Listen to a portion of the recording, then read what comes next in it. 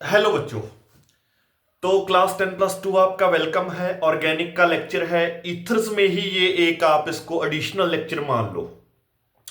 एक क्वेश्चन करवाने जा रहा हूं, इंपॉर्टेंट क्वेश्चन है, ध्यान से सुनना।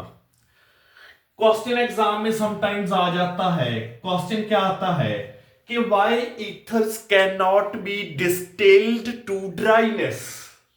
Why ethers why ethers cannot be by ethers cannot be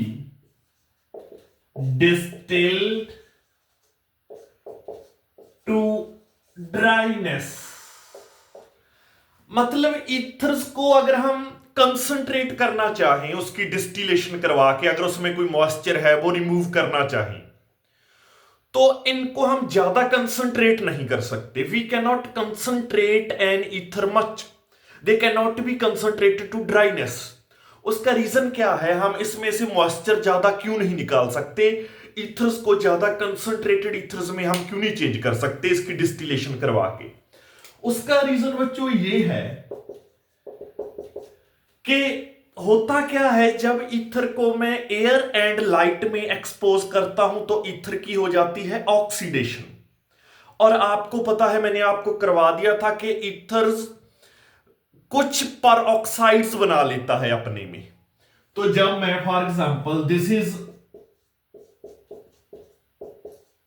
di ethyl ether, this is di ethyl ether, तो जब मैं इसको एयर में एक्सपोज करता हूं also in the presence of light, air और लाइट की प्रेजेंस में इस ईथर की हो जाती है ऑक्सीडेशन और ये बना लेता है परऑक्साइड। इतना तो बच्चों आप लोगों को पता है। परऑक्साइड कहां बनेगा, मतलब ऑक्सीजन कहां ऐड होगी? अल्फा कार्बन पर। वो कार्बन जो इस ऑक्सीजन से डायरेक्टली लिंक्ड है, इस कार्बन या इस कार्बन पर, ठीक है जी।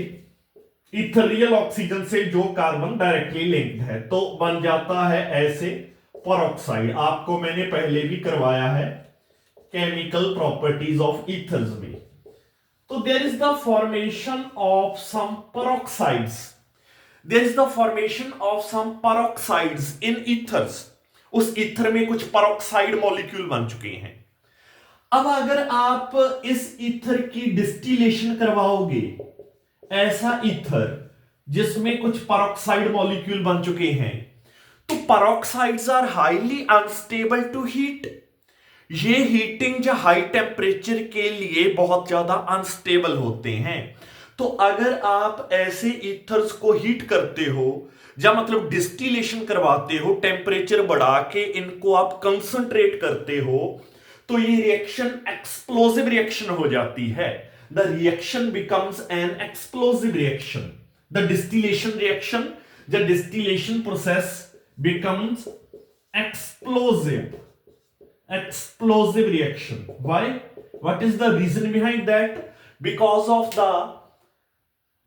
the peroxide that has been formed in an ether compound, some peroxide molecules are formed and these peroxides are unstable to high temperature।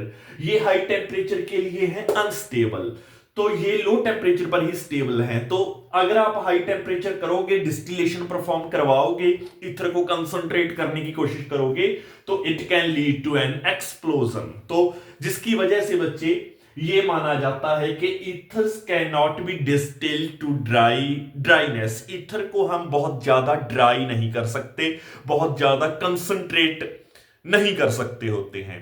तो ये एक आपके लिए शॉर्ट नॉलेज थी, शॉर्ट लेक्चर था, जो काफी इंपॉर्टेंट है एग्जामिनेशन पॉइंट ऑफ व्यू से। अब इसको लिखना कैसे है, ये आप अपनी लैंग्वेज में लिख सकते हो।